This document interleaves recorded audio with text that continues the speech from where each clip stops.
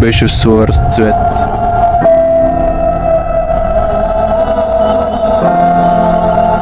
Човечеството беше в началото на своето пътуване.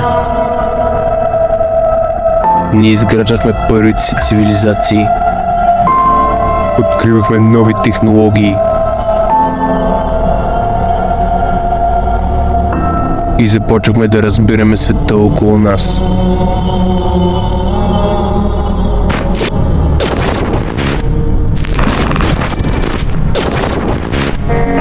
Преминахме през средновековието. Войни, болести, падение на значими империи. Тонове народ измря. Но те продължиха да търсят напредък.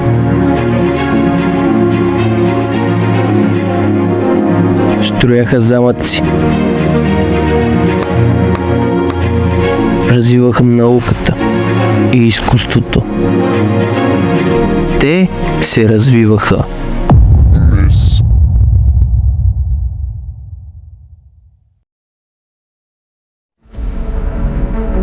Сега, благодарение на тях, живеем в епохата на невероятните постижения.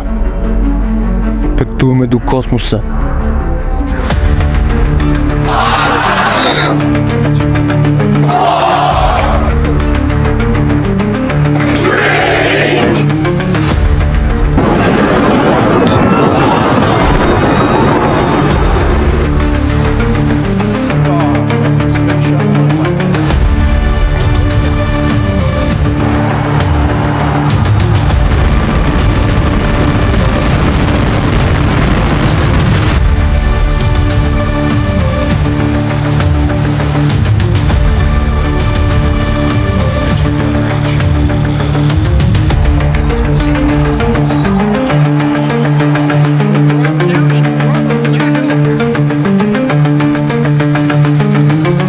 Лекуваме болести. There has been a breakthrough in cancer cure. A clinical drug trial recently healed 14 patients of cancer.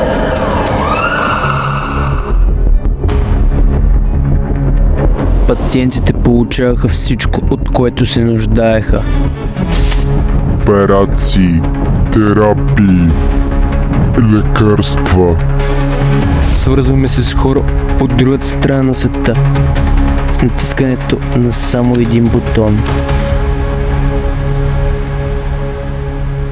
Но зад тези светли постижения се криеше мрачната страна на нашето общество.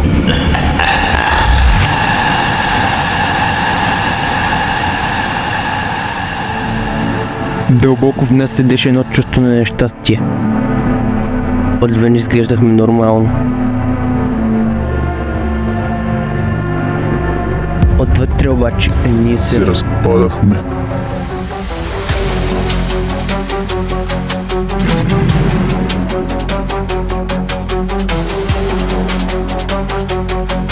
Любов ли?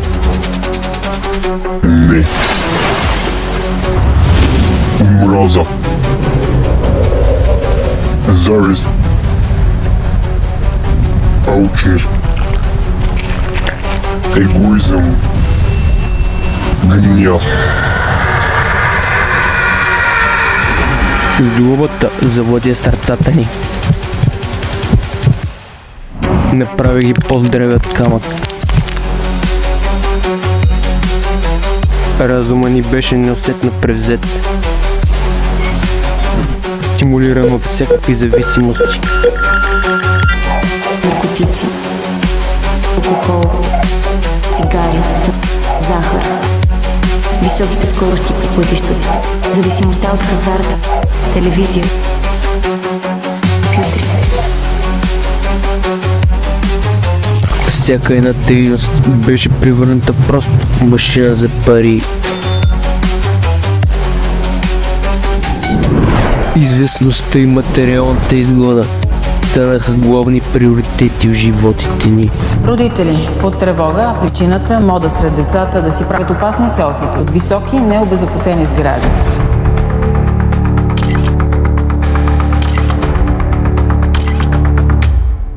Защо го правиш? За адреналин и другите хора да се покажат пред други хора, да съм готин.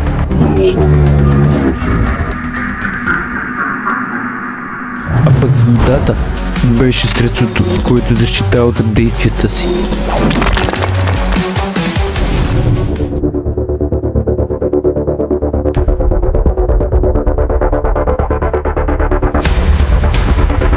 Утре на 18 юни за 15-та поредна година ще се проведе София Прайд из Софийските улици.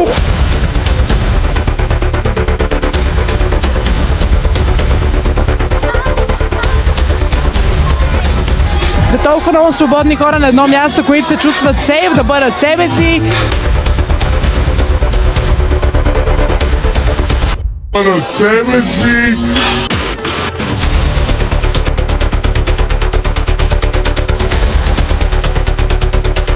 Това ми е любимия ден от годината.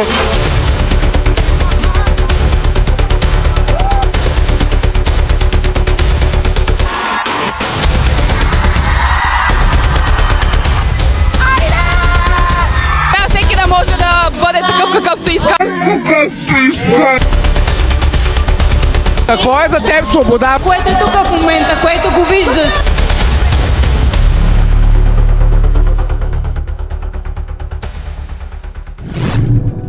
Всички си живееха собствените животи, пренебрегвайки отговорността, която им е дадена.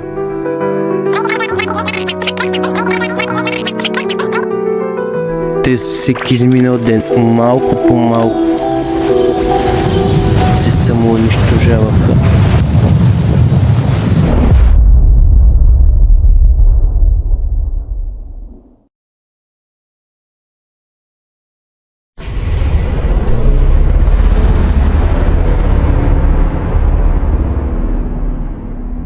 И той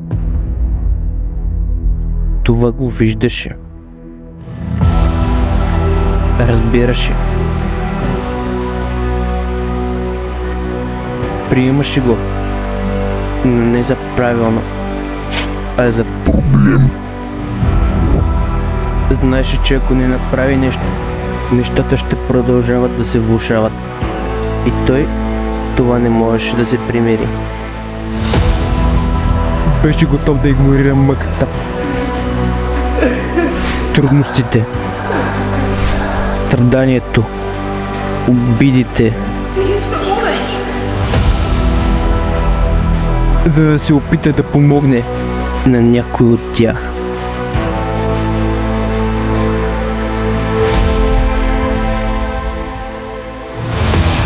Трябваше му вяра. Имаше я. Търпение, дисциплина. И тя ги имаше. Единственото, което му липсваше, бяха действията. Но се създава на този клип.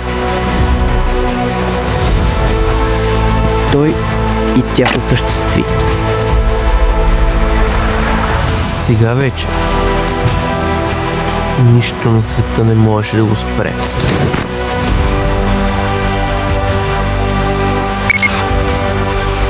Решен бе да покаже